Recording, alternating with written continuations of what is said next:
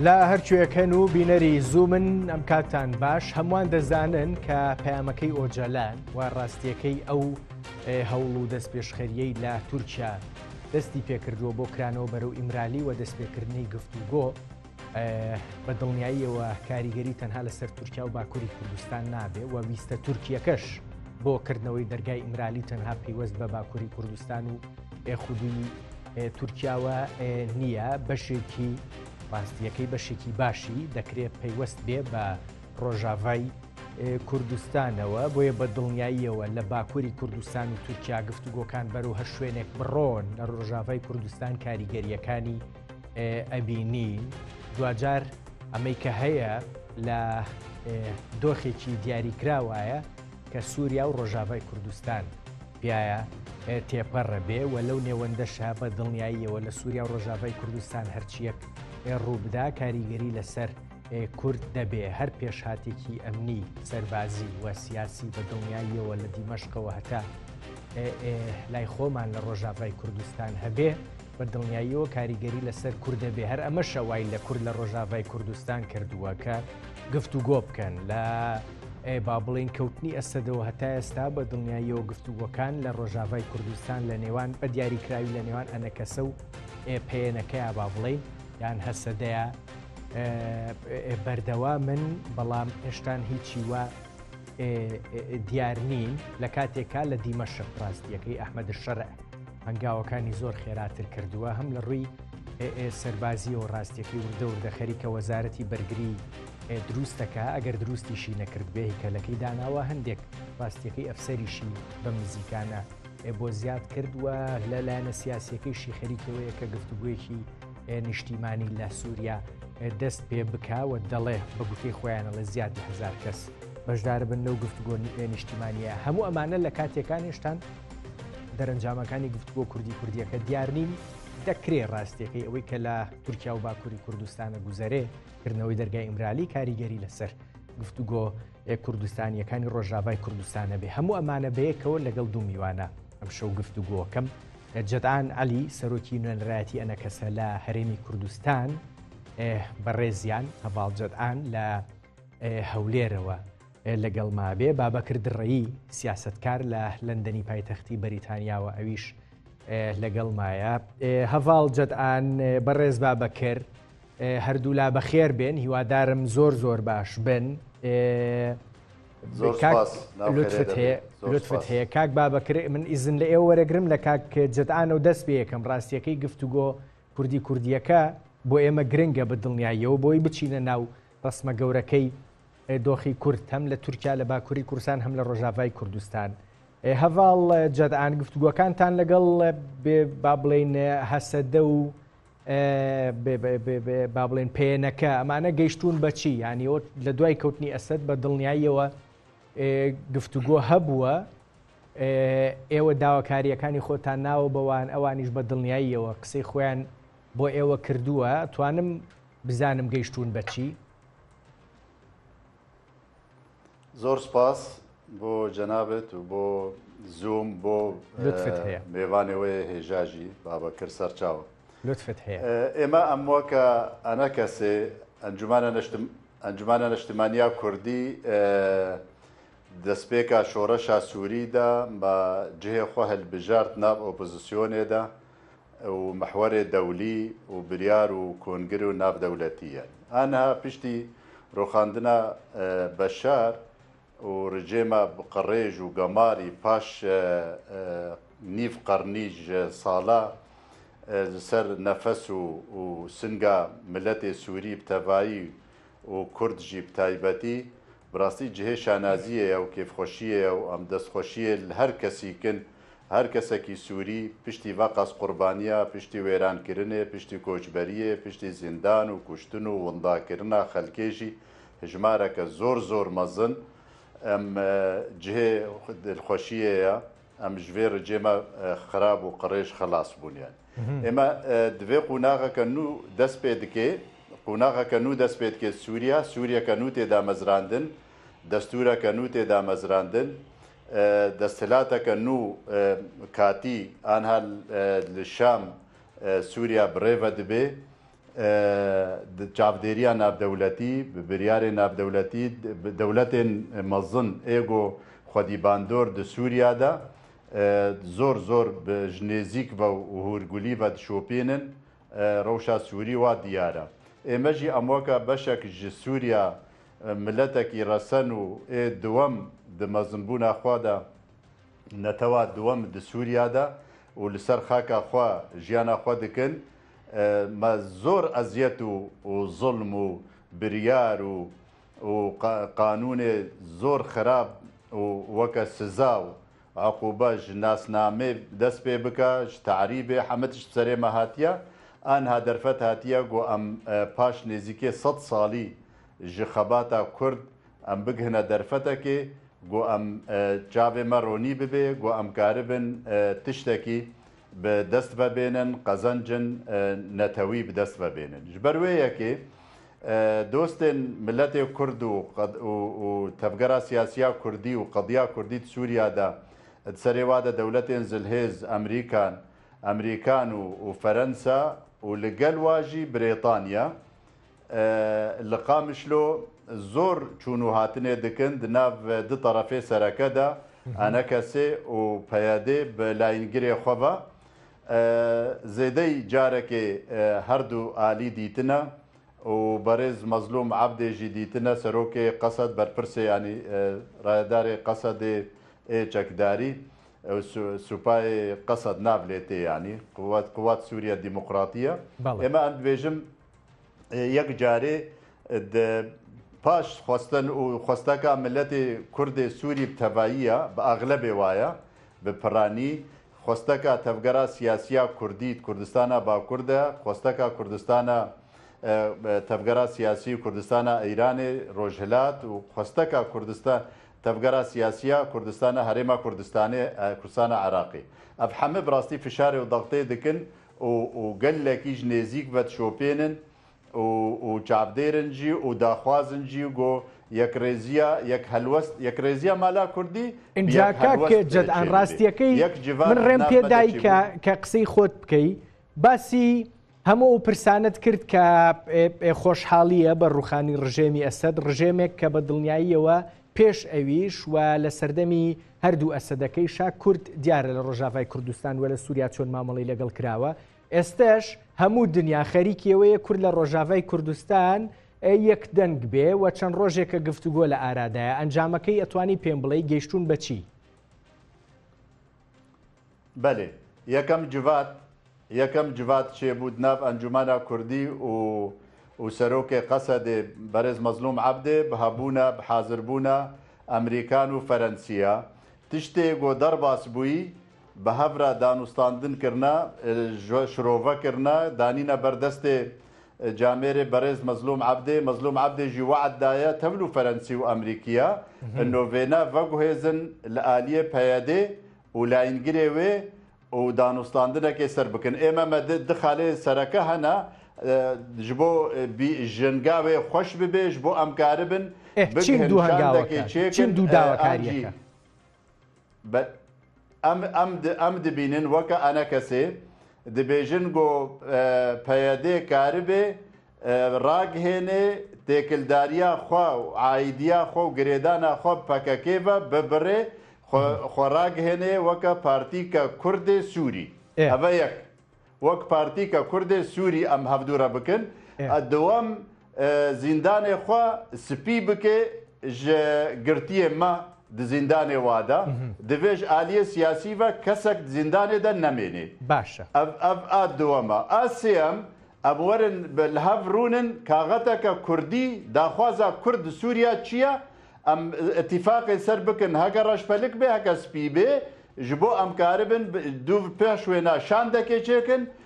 herna Şamê herna her alîkî pêwendîdar bi ware danûstandinê bikin diyalogê bikin. Inca ba min wirde rastiyekî kak Babekir rêm be hindê giftûgo lew bareyê bikim legal kak Ced'ana be dinyayî dême lay to pêş hemû ştê kak Ced'an بۆ ئەم پرسی با بڵێن خۆ دوورگرتن و ئەوەی کە سەر بە پەکەکەنین پارتێکی کوردستانی سوورین لای پێدا با بڵێن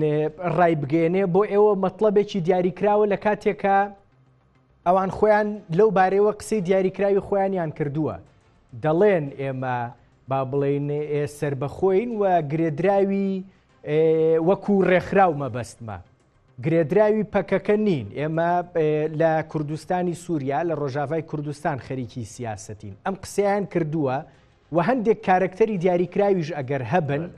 مەزلوم عەبدی ڕایگەیاندووە هەم بە ئێوەی وتووە هەم بە دڵنیایی بە ناڕاستەوخۆ بە دیمەشقیش ئەوەی کە هەر کاتێک ویسترا هەچ کاتێک پێویستی کرد ئامادە بوو دۆخەکە ئەوانیش دەچنەوە شوێنی خۆیان و ئەمە گرفتێکی دیاریکراو نییە. بەێ سەیدا بەێ گرفتەکە زۆر گەورەیە پێشما ئێمە کادر و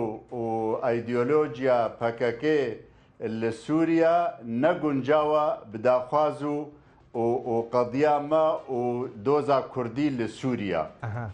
پەکەکێ ئایدۆلۆژیا تشتێکی دی کار دکێ جارێکێ دبێژێ مەڕێڤەبەریکە خۆسەر چێکریە ئیشێ خۆش نەتەوە کورد و تایبەتمەندیە کورد نینە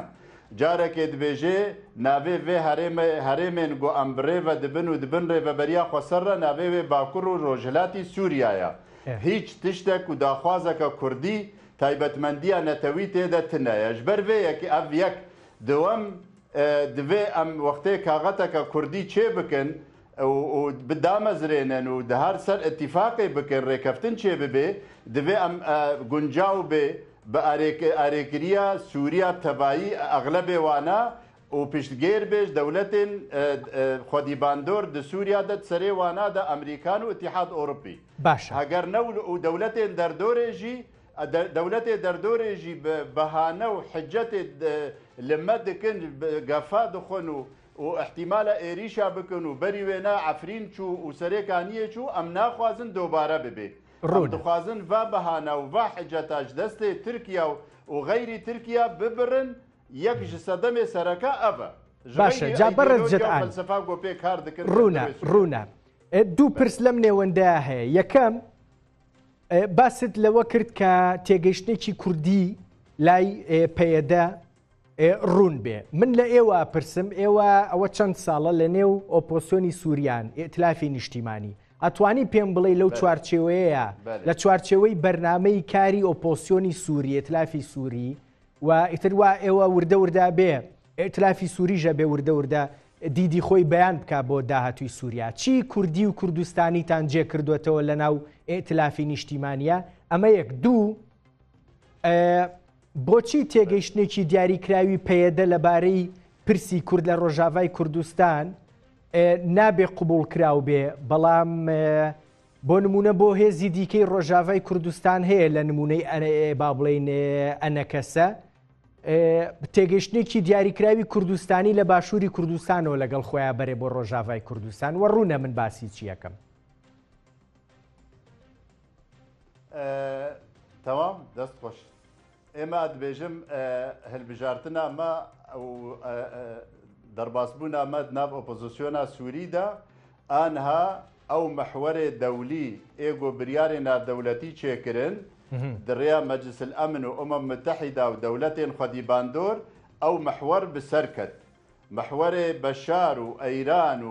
و حەزب الله و حەماس و ئەونا ببنکەتن بە هەلوەشاندنە ڕژێمە بەشار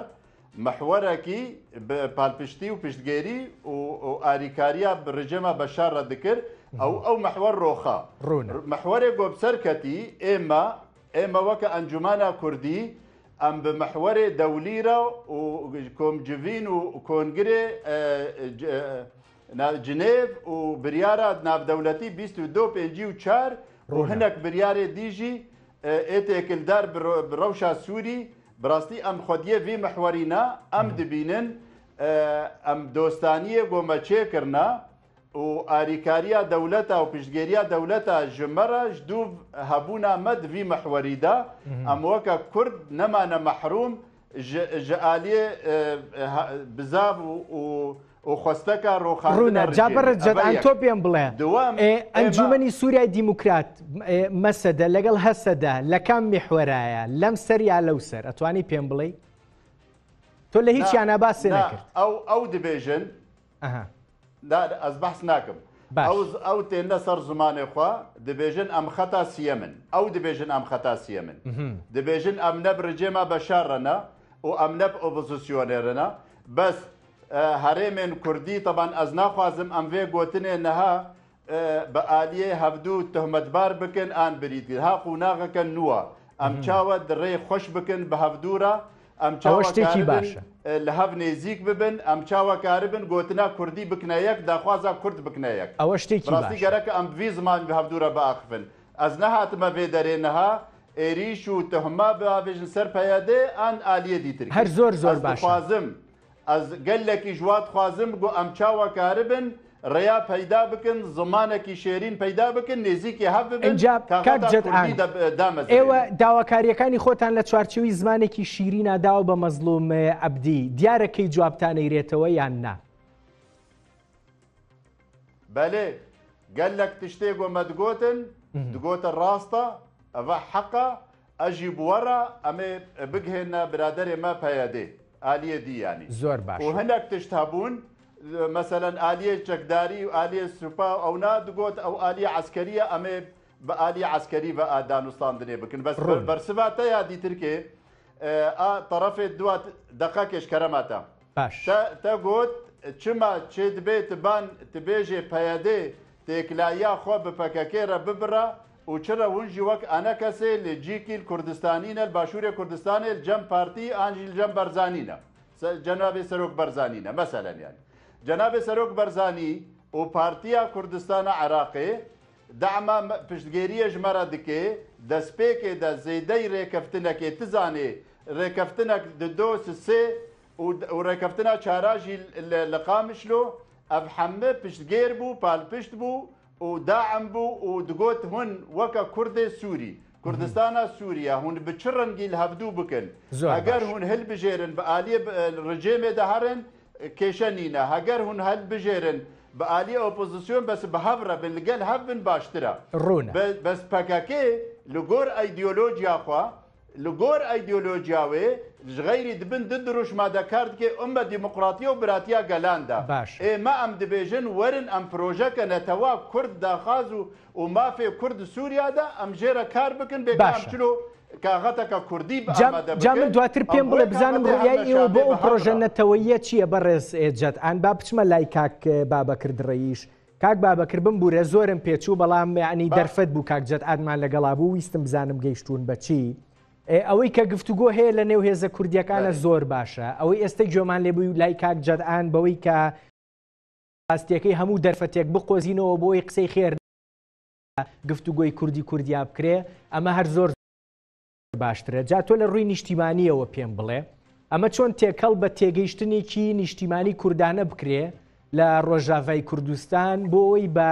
دەرەنجامێکی باڵای کوردانە بینە دەرەوە چکە بەڕاستی من هەرچەند قسە لەگەڵ هاوڕێیانی ئەنە کەسەیەکەم ئەوان زۆر با بڵێن پرسە کوردی و کوردستانیەکە پرسە نەتەوەیەکە سەرەخەن باسیەکەن دەریەخەن بڵێ سلااو کاگران سلامێ بەخۆت بۆ بینرانی بەڕێز بکەسلااو ڕێز ڕاستەکەی یان ئێمە لە باشووری کوردستان زۆر زۆر لامان گرنگە کە خۆراوای کوردستان سەرکەوێەوە خەباتی گەلی ئێمە لەوێ بچێتە پێشەوە و لەوێ خەباتێکی زۆر کراوە کەسانێکی زۆر شەهید بوون دەیان هزار کەس لە گەلی ئێمە لەوێ شەهید بووە شار وێران بووە یعنی وەزئی خۆراوای کوردستان بۆ ئێمە یعنی حاڵاتێکی ئەجگار ئیحساسی و سیاسی یعنی لە ڕووی عاتفیشەوە زۆر بۆ ئێمە کاریگەری هەیە لە ڕووی سیاسی و لە ڕووی لە هەموو ڕۆکارە بۆ ئێمە کاریگەری هەیە ئاوات و خواستی ئێمە یا خواستی من بەنی بەناوی ئامە قسە نەکەم ئەوەیە کە ینی گەلی ئێمە لەوێ گرتوو بێ ئیتر پارتەکان لەوێ وەکو باشووری کوردستان کێشیان بۆ دروست نەبێت و بتوان پێکەوە کار بکەن ئەو خەبەرانی کات جەدان باسی کرد کە برادرانیانە کەسە و برادرانی تری پێدا قسەیان کردو پێکەوە دانیشتون خەبەرێکی خۆش بوو بەڕاستی دیارە منیش بیستم و پێشتر یان ئێمانە هەر خودی دانیشتەکە خۆی هەنگاوێکی زۆر باشە هەنگاوێکی گرنگەوە جاران ئەمە نەبوو ئێستا کە دۆخەکە چۆتە پێشەوە زۆر زۆر خەبەرێکی خۆشە بەڵام ئەمە یعنی هەر خودی دانیشتنەکە نەبێتە مەجالێک بۆ ئەوەی کە ینی کورد پەرد بێ بۆ دیدار لەگەڵ دیمەشق زۆر بە سیاسیانە کارەکە دیمەشق زۆر بە وردی پشتیوانی لێکرد تورکیاوە کە چی بکاو چی نەکە ینی و ئەم کابرا ئەحمەد شەر زۆر زیرەکانە ئیژەکات و خۆی وا دەنە خەتکە فریشتەیە و نەرمونیانە و باسی کوردەکە گوایە کورد برای من و فلان بەڵام لەلایەکی ترش ڕایگەنە کە ئێمە نهائیەن فدرالی قبول ناکەین سووریا وڵاتێکی یەکگرتووە و قابلی تەقسیم بوون نییە ئەنی بەدەستێک ئەیا بەدەستێک ئێستانێتەوە لەبەرەوە کوردی گەلی ئێمە لە خۆراوە ئەبێ زۆر زۆر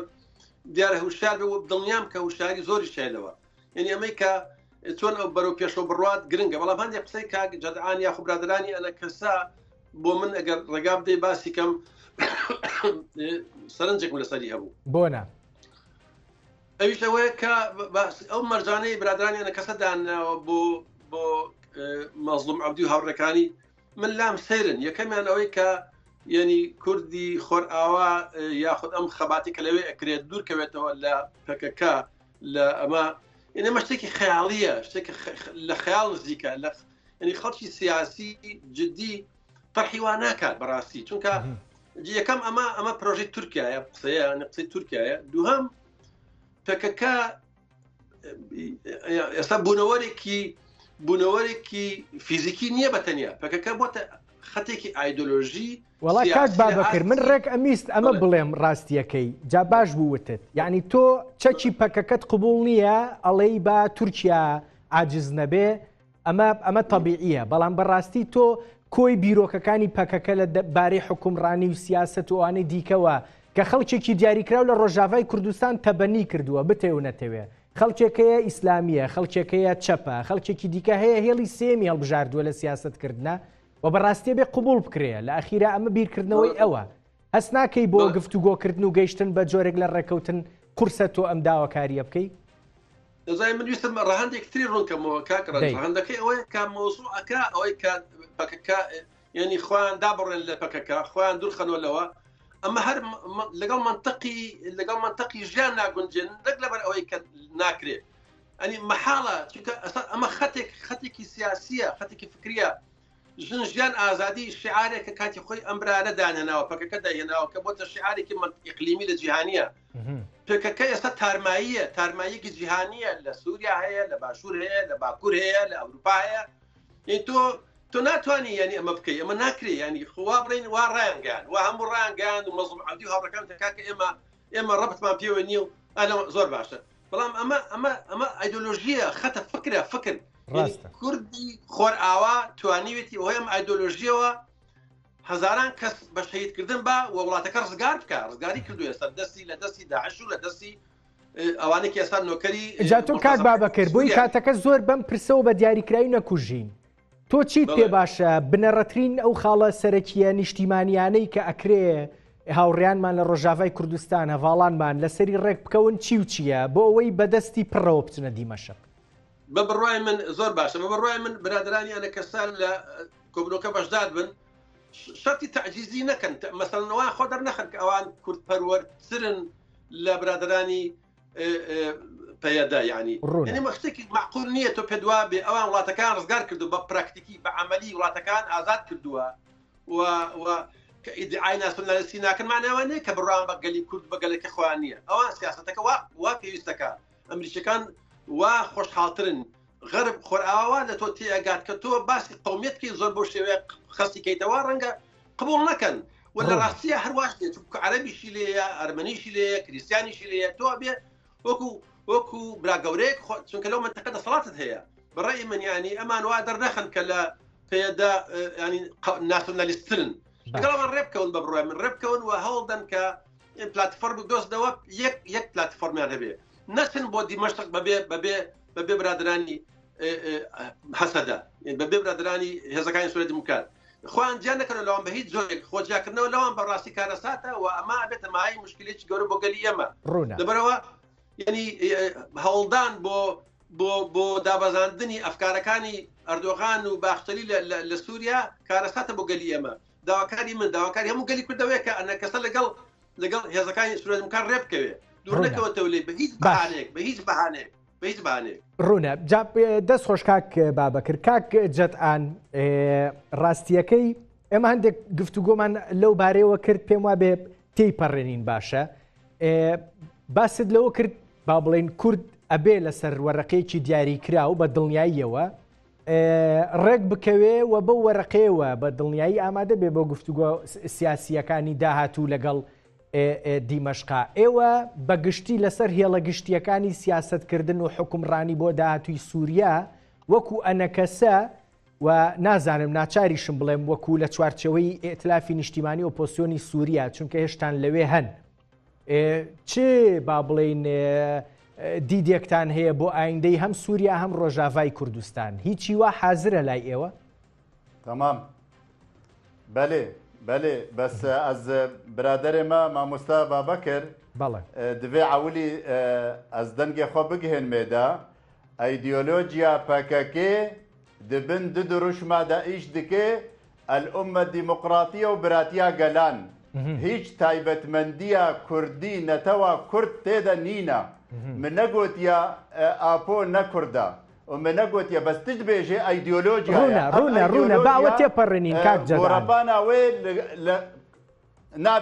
نابێ ئەسەرە دەرباس بکەم نابێ سەرە دەرباس بکەم باشە ئەم ئەیدیۆلۆجیا خوددانێوێ پەکەکێ بۆ کوردستانە تورکیایە برە هەرێک کەرەمکێ بە ئەردۆغان ڕە ئێگۆ دبێژێ ئەردۆغان باشە و ئەم برای هەبن ئیرۆ دهۆنی تەدی لێدوانە برادەرێمە پارتیا هەدەپێ ئەن دابێت پەکەکێ لە کوردستانە تورکیا ئەو دبێژن مە نامە بەڕێز ئەو جەلان ئانیە حەمژی براتی و دەعم و تەعید و پشتگێریە بەخچەلی و ئەردۆغان دکەن ینی ئەس چما لە تورکیا پەکەکێ براتیە ئەردۆغان دخوازێ و چما لە سووریا شەرب ئەردۆغان ڕەبێت دەوەڵا بۆ پرسیارەکە بە عکسەوە هیچ قبول ناکەن باشە بۆ پرسیارەکە بە عکسەوە نەکەین ڕاستیەکەی بۆچی ئەردۆغان و باخچەلی لە تورکیا و باکووری کوردستان دەرگای ئیمرالی بەرووی ئۆجەلان پەکەکە خەمە قەوسێکەوە ئەکاتەوانێ ڕاستیەکەی بەڵام لە سووریا و لە ڕۆژاوای کوردستان لە تارمایی پەکەکە و لە تارمایی با بڵێن فکری ئۆجەلان ئەترسێ ئەمە یەک دوو ئەوەی کە ئێمە باسیەکەین ئێستا کە پێی ئەڵێین با بڵێن فکری پەکەکە هێڵی سێم گەورەترین هێزی جیهان ڕاستیەکەی پشگیریەکە چەکی بۆ نێرەیە کەواتە جۆرێک لە ڕەوایەتی هەیە بۆ ئەوەی بوونی هەبێ زانش بۆ چێ دەی زانش بۆچێ بکارتێنێ دروێ داعشدا ساڵح مسلم دبێژێ مامۆستا ساڵح مسلم دبێژێ جامێر دبێژێ ت شەرت و مەرجێ مەب ئەمریکانە ڕەنینش غەیری شەڕێ داعش پێ بە بەس خۆ شەڕی داعش کەم نییە هیچ ڕێکەفتنێک سیاسی نینە هەر ئەو شەڕی داعشەیە وای کردووە کە ئێستا کۆنگرێزمانەکانی ئەمریکا و چوزانم وڵاتانی ئەوروپاش یان لەنێ ما بێ پشگیری کورکەین وەزیری دەرەوەی ئیسرائیل واڵێت مامۆستا ئانا باشە ئەزێبتەرە قبول بکەم شەڕێ داعش گەهاند گۆ هێزێ قەسەدێ بوونە هێزەك ناسکری جیهانی تەمام ئانها ڕژێم سووریادا هاتە گوهارتن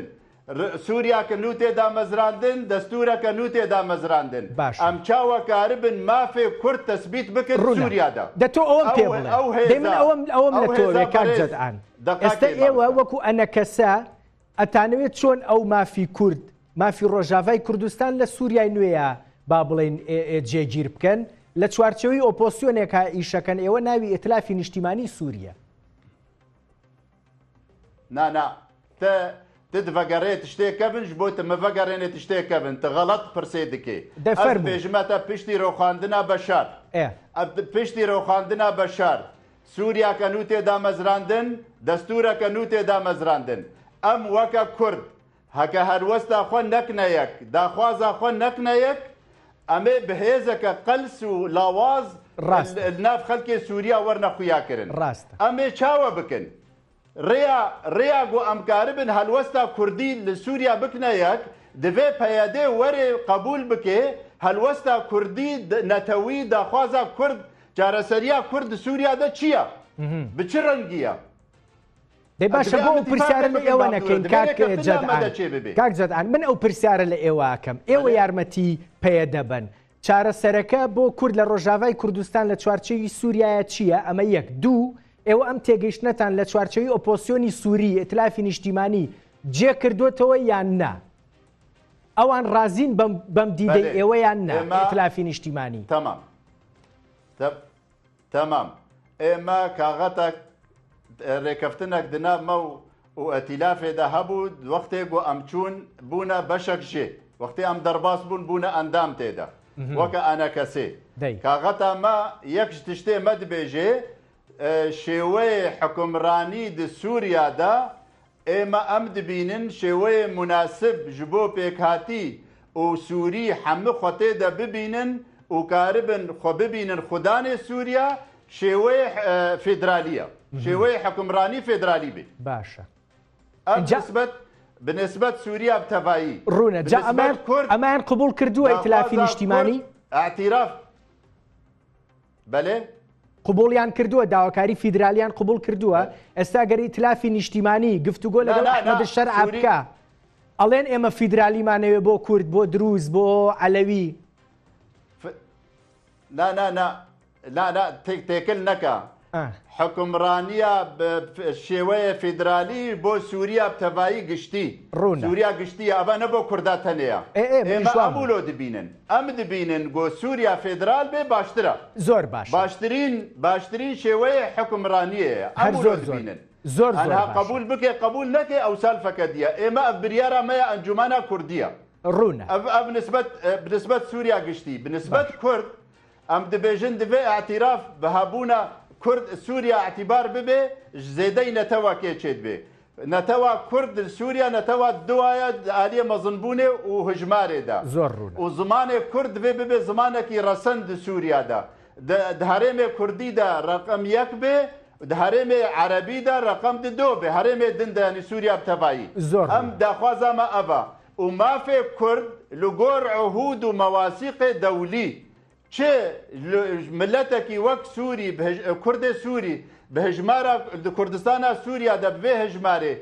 یاسایە ناودەولەتی چ مافی ددێمە ئەم وەختی دبێژن ئەم قبول دکن هەر زۆر ڕوون ئەم ئەڤە داخوازامە زۆر ڕوونە هەگەر ئەم یەک بن هەگەر ئەم و قەسەد هەگەر ئەم و پەیادێ ببنە یەک ئەم و پارتیە نیشدەربەی هەردوو ئیتارا ببنە یەک داخوازە کورد یەک کاغەت بێ لەسەر یەک چەند خالا اتفاق بکن و پێشکێشی شامێ بکەن وێ خورتتر بێ وێ باشتر بێ ئەمە زۆر ڕوونە بەڕاستی ئەوەی ئێوە ئێڵێن کاک جەدعان وەکو ئەنەکەسە وێ نەگەلێکی خورت بێ ڕوونە پێم وانی ئەوەنە دوور بن و کۆمەڵێک شتی واتان با بڵێن دیاری کرد بێت وە داوا بکەن کە پێدە پێی ڕازی نەبێ و پێم وایە نزیکن و ئیشەڵا پشت بە خودداوە پشت بە گەلی کورد لە ڕۆژاوای کوردستان ئەگەن کوردیدا بەس کێشەکە لە جەم ڕێڤەبەریە هەیە مامۆستا یەک ئەو دبێژن ئەم لەگۆر ڕێڤەبەریە خۆسەر دەڤەرێک بۆ ئەم برێڤە دبن هەرێمێ ئەم برێڤە دبن ناوێوێ باکوور و ڕۆژهەلاتی سووریایە ئێمە ئەم دبێژن دەبێ هەرێمێ کوردی تایبەتمەندیە وێ هەبێ نویساندنێ مەزەلال بن اتفاق زۆر باشە ئێوە هەوڵ بن ئەمەیان شوێن بکەنەوانێ لە پرۆژە سیاسیەکەی هەردوو وڵاتانە شتێکی باشە بێ کاک بابەکر دێمۆ لای تۆ کاتم کەم مایتەیە پەیامەکەی ئۆجەلانمان بینی ئۆکەی پەیامەکەی ئۆجەلانمان بینی ڕاستیەکەی و هەوڵەکانی ئەردۆغان باخچەلیش هەن بۆ دروستبوونی جۆرێک لە گفتوگۆ پێت وایە ئەمەی کە ئێستا لە تورکیا و باکووری کوردستانە گوزەرێ هەر بەڕاستی هیچ پەیوەندیەکی بە ڕۆژاوای کوردستانەوە نابێ کاریگەری بەسەر ڕۆژاوای کوردستانەوە نابێ یان نەخێر ڕاستیەکەی کاریگەری ڕاستەوخۆی بەسەر ڕۆژاوای کوردستانەوە بێ و ئەسڵەن پێدەچێ هەر خودی دەستپێشکەریەکەش ترسی ئەردۆغان بێت لە خودی ڕۆژاوای کوردستان و ئەوەی کە لە سووریا و ڕۆژاوای کوردستانە گوزەرێ بێگومان هەمووی پەکیجێکە بەیەکەوەی هەمووی کاریگەری هەیە بێکەوە باکوور باشوور و خۆرڵات خۆراوە هەمووی ڕەتی بەیەکەوەیە بۆرە من نەخۆش بوو هەندێک سەلامەتیە بەڵام قسەی ئەم هەواڵەمان ئەم بەڕێزا کە باسی کرد گوایە ئۆجەلان و توێتی باخچەری برادەرمە و فڵان ئەوانە بەڕاستی ئەم قسانەوان نییە ئۆجەلان هەر ئەسڵەن گوناحی ئینسان بۆ شوێ باسی بکات 25 ساڵ لە زیندان و هەزاران هەزار کەس لەگەڵ ئێمە لە باکوور کۆمیتا بۆ ئەودیتنە کاکجدان ڕێبە کاتی کە من مایە بەڕاستی با قسەکانی خۆی بکە فەرموو کاک بابەکر. ئۆجەلان نەبووە خۆڕات کوردستانی خۆراوەش نێتوانێم خەواتە بکە کە ئێستا کردویتی بەڕاستی ینی توانێت خەڵک گوشیارکەنەوە و توانێت خەڵک بێنە ئاسێکی بەرز لە خەواتی سیاسی ڕوونە جا پرۆسەکە ئەمەی کە هەیە چۆن کاریگەری لەسەر ڕۆژاوای کوردستانە کاک بابەکر بڕاستی تشتێکی سیر دەبێژێ ئێتە نمەسلێ پەکەکەی ڕاست و گۆ بێژە سەرچەرا و سەرچابە فکر و ئەرمانجێ پەکەکەی نە کوردیتیە نە نەتەویە کەرەمکە لە تورکیا چ بدەست خستیە کەرەمکە لە کاکجدان قسەی خۆتت کرد سیاسەتە پەکەکەیدا کاکە جدعان من ئەسا شانازیە نوێنەری پەکەکەبی شانازیە کو ئەوانێمان ئێمە لەگەڵ ئێمە هینیان نییە بەڵام لە جەم من نەشانازیە ئێتا شانازیە پێ بکە پیرۆز بێشتەرە بەسەر من فەرز نەکە تە باوەریا خۆ پێ ئاانیات ئیش ئێمە ئەس کوردستانە سووریامە پەکەکەی کوردستانە سووریا دەستخۆش کاکجدان دەستخۆش کاکجدان کاک بابەکر کاک بابەکر بەزیۆلۆجیایی پەکەکەی بێ هاوڕێیان ئەگەرەکرێت دەنگی هەولێرم بۆ داخن بۆی بتوانین هەندێک گفتوگۆ لەگەڵ کاک بابەکرا بکەین دواترە گەڕێمەوە بۆ لای کاک جدعان. کاک بابەکر جوابەکە بدەمەوە حەزەکەی کاک جدعان کاک جدعان بابەکر بێ و دعایەتش پەکەکەی ڕە بکێت سووریا بلا سووریا وێران ببێ کاک جدعان یەمەوە لای تۆ ئەردۆغان وەرێ کۆبانی ببێ بلا وەرە جززیرێژی ببێ وەگە چاوە سەرێکانیە و گرێسپی و عفرین چوو کاک جدعان دێمەوە لای تۆ ئەم گەهاندنە فێق و ناغی کەکێ بابەکر دێمەوە لای تۆ کاک جدعان دێمەوە لای تۆ بە دڵنیاییەوە بەس با ڕێبین کاک بابەکر قسەکانی خۆی بکەم نامێ مناقەشە بکەم لەگەڵ برادەرە نامێ مناقەشە بکەم بڵێ جەدە بکەم بەڵام ئەمە ڕاستیەکانە کاک ڕەنج بەنسبەت ئەو خەباتێک هەیە لە باکوور بە بڕای من خەباتێکی ئێزگار حساسە خەباتێکی ئێزگار گرنگە و لەسەر لێواری خاڵێکی مێژووی ئێمە خاڵێکی مێژووی بۆ معنایی کە ئەشێ بەرەو باشە بڕوە ئەشێ بەرەو باشە نەڕوە سیاسەکانی تورکیا زۆر زیرەکەن و زۆر خبرێکی زۆریان هەیە لە سیاست و لە فرتوفێڵ و لەوەدا بێگومان ئەوان ترسیان هەیە هەم لە باکوور هەم لە خۆراوای کوردستان هەم لە هەموو بەشەکانی کوردستان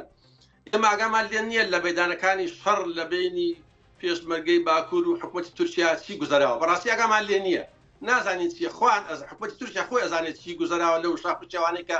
شەڕە لە بینی خوان ئەمە یەک لێ حتمما لێەوە کێشەیە کە بۆ تینیان بۆ هاتووە لە خۆراوی کوردستانی سەبێ گومانەگار لە یەکە خەباتەکە چۆتە پێشەوە تورکیا وەزی ئابوووریەکەی باش نییە سێ چوار ساڵە خوان لەو فکرەدان کە هەوڵێ بن بۆ مۆزوعەکە ئەمە یەک دوو وەڵامەکەی وەجەلان وەڵامێکی ئەزگار گرنگ و ورد بوو بۆ ئەوان دەی ئەتوانی بە کورتی پێم بڵێ چۆن و چۆن کاریگەری لەسەر ڕۆژاوای کوردستانی ژەبێت کاریگەریەکە ئەوان بێگومان ئانێم خەبات ئەمە دروستیان کردو مۆزعی ئێستا بۆ ئەوەی کە ئەگەر بۆیان بکرێ ینی ئەگەر تورکیا بۆی بکرێ زۆربێک لە خۆراوە بوەشێنێ و ینی لە پەنای ئەم گفتوگۆیانەدا ئەگەر بۆیان بکرێ و یاخود بڵین ئۆجالان قسەیە بکات ڕێیەک بڵێ ئەمە حەقمان بەسەرەوە نییە یاخود شتێکی وابێکە ینی سازشێک بەڵام پەیامەکەی ئۆجالان و بەیانامەکەی دەری خستکە بڵێ ینی ئۆجالان زۆر لە منطقی قووەتەوە قسەی کرد ئۆجالان زیندانە 20 ساڵ زیندانە بەڵام وەکو من لە مەقالەکە باسم کردووە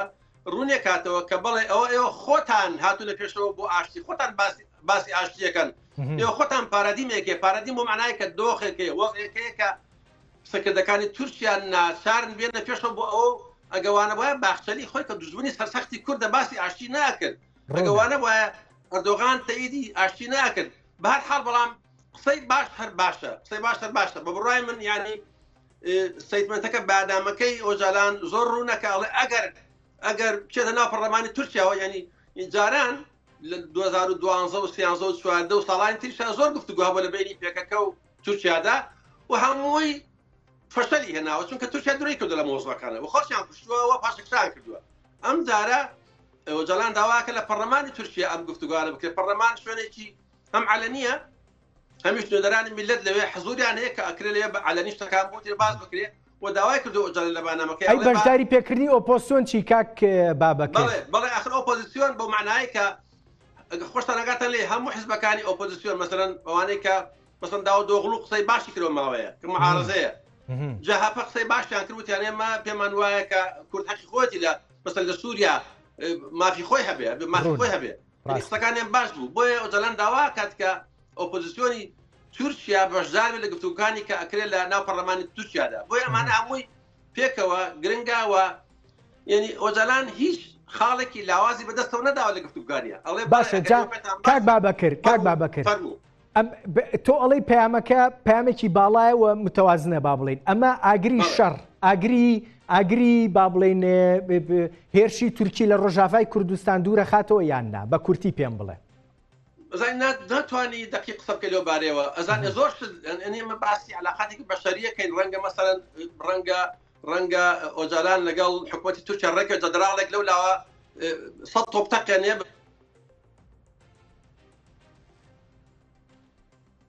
پێم وا بێ دەنگی کاک بابەکر بڕا تا دێمەوە لای کاک جەدعان کاک بابەکر بەردەوام بە بەس بە کورتی ئەگەر سەکردەکانی تورکیا جدی من لە مۆزوعەکەەوە لە فێڵ نەبن هەم خۆر ئاوا پارێزراوە بێ هەم لە باکوور دەستکەوتە بێت و ڕەنگە لە داهاتوودا بتوانرێت لە دەستوری تورکیادا هەندێک گۆڕاکاری بکرێت بە قازانجی کورد زۆرەکەوا ئابینم زۆر ئەوە نان درۆک دۆستەکە دەکەین تورکی ئەوە نان ناڕاستی کردو بەرامبەر بەگەلی ئێمە لە باکوور ناتوانێت تەخمین کە بەرەو پێشەوە چۆن ئەڕوات یان ناڕوات چونکە هەم باخچەلی خۆ دەزانی پیرێکی سیاسیە کەسێکە تەمەنی ڕۆشتۆ لە ساسەتا هەزاران ڕاستیان کردو لە گەلی کورد دژمنی گەلی ئێمە بن بەڕاستی یعنی لەبەرەوە ناتوانانی بڕوا بکەی بڵێ ئەمانە چیەکەن چی ناکەن تۆ ناکرێت ئەو قسە ئەکات تۆ بڵێ من نایم پامەکەی وەجالان زۆر زۆر مەجای تیا بۆ قسەکردن هەم ئەوەی داوای کردو ئۆپۆزیسیۆن بێتە پێشەوە هەم داوای کردو کە لە ئەمریکا تا ئەندازەیەک یعنی هینکەن یعنی دوورکەونە بۆ معنایە ئەوان پکەکەەوە حزبێکی ڕهابیە ناسن چونکە ئەمە باش نییە خودی تووشیان لەگەڵ ئەمریکا سالاقان باش نییە و زۆر بەقالەکە باسم کردووە مانجی هەنجولیان تێپەڕیوە لەبەرەوە ئینسان ناتوانێت سەڵدە قسەکە بەڵام بێگومان هەم ئۆجەلان هەم کوردی باکوور دڵیان لای خۆراوە دڵیان لای کوردی سووریایەوە ئەم شەڕاخۆ خۆ ئینسان وازێکتری ناهێنێ ینی کوردی خۆراوە لەگە کوردی باشوور و کوردی باکوور فەرقی چییە هەموو یەک میلەتە یەک گەلاوە بێ تا کۆچی لێکتری بکەین زۆر ئۆجەلان لەو مۆزوعەدا ینی شتێکی خراپ لە بێگومان زیان بە خۆیەکات زۆر ڕوونە کاک جەدعان دێمەوە لای تۆ کاتم زۆر کەم ماوە ئەمەوێ بچمە دیمەشق بەڕاستی ئێستا با بڵێن شەرع ئەوێ بە حساب کۆنگرەیەکی نیشتیمانی بکە و لایەنەکان ئیتر بانگێش بکە بۆ ئەو کۆنگرە نیشتیمانیە من نازانم لە چوارچەوەی ئیتلافی نیشتیمانی و ئێوە ژوەکو ئەنەکەسە من بۆ ئێم پرسیارەکەم بەڕێز عەبدولحەکیم بەشار یعنی نازانم لە دیمەشق ماوە یان نا بەڵام لە دیمەشق بوو نازانم ئەگەر ئەحمەد الشەرع و ئەوانی بینی بێیان نا لەو گفتوگۆ نیشتیمانیە بەشداریەکەن یان چاوەڕێی تەواوبوونی گفتوگۆ کوردیەکان ئەبێ بکەن تا بە یەک شاند بچنە دیمەشق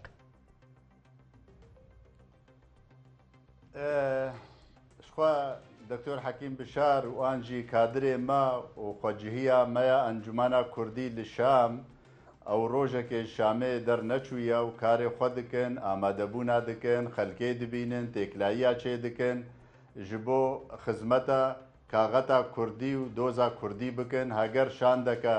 yekgirtî û yekşand bi navê netewa Kurd û milletê Kurd û doza Kurdî çû Şamê bikûn cwara erdîk û jîngek hazir kirine ew kirine. Ti xisar wêna nîne çûna Şamê. Bi nisbet kongirê neştîmanî êgo dibêje Ehmed Şera حتى نهال گور او دبیجه انه وی خلقی کسایتی بخوازه نوک لاشی سیاسی وی بخوازه اولو دبیجه و پیرا هر سری ناچه سری و هجمار جی گوتیا دور 1200 کسیه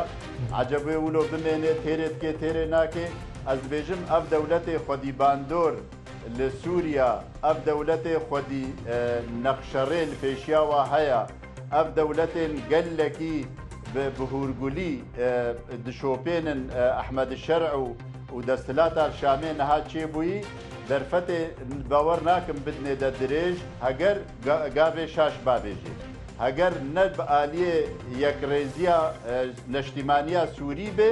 ئەس باوەڕ ناکەم ئەف دەولەت بهێلن تەمام بکێ ئەف گۆمان لەسەر هەنا بنگەهاوینە قاعیدەیە و تندرەوە و ئیسلامیە ئێمە ئەم نەگەلێکی تەمامی سەدی سەد دەمان و ئەونال جەمە هەیە و دڕەحەتی لێژ بەر بن چابدێریە ناودەولەتی دەیە ئەم تۆزەکێت دڕەحەتیە جەم خۆچێ دەکرد ئەبە یەک ئێمەژی ئەم وەک ئەنجومانە کوردی هەگەر حتانی سەدی ژمەلیۆنی یەک هێوی و ئۆمید هەبێ بۆ ئەم و پەیەدێ ببنە یەک و یەکشان دێ یەک کاغەتێ سەر دۆزا کوردی و داخوازە کوردی ببنە یەک ئەم بتە ناخۆ هیچ ناشنە شامەکە زۆر ڕوونە جا بەڕێز جەدعان من دڵنیام لەوەی با بڵێن ئەگەرەکە زۆر لە ملیۆنە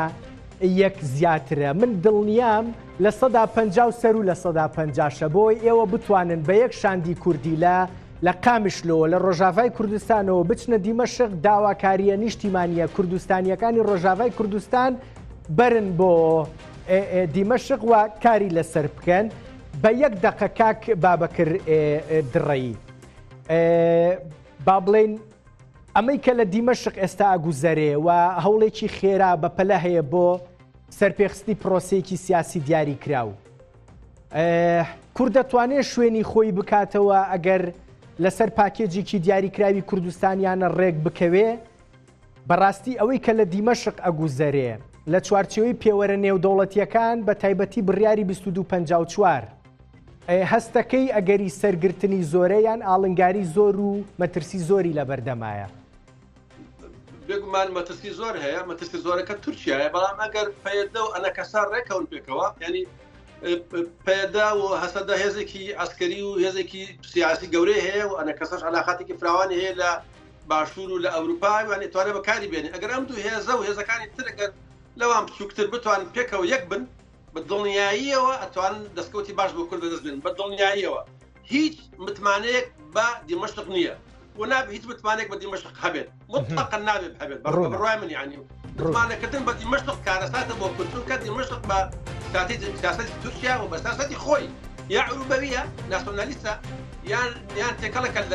لە مەعزوونێکە لە ناسیۆنالیزم و لە پانئیسلامی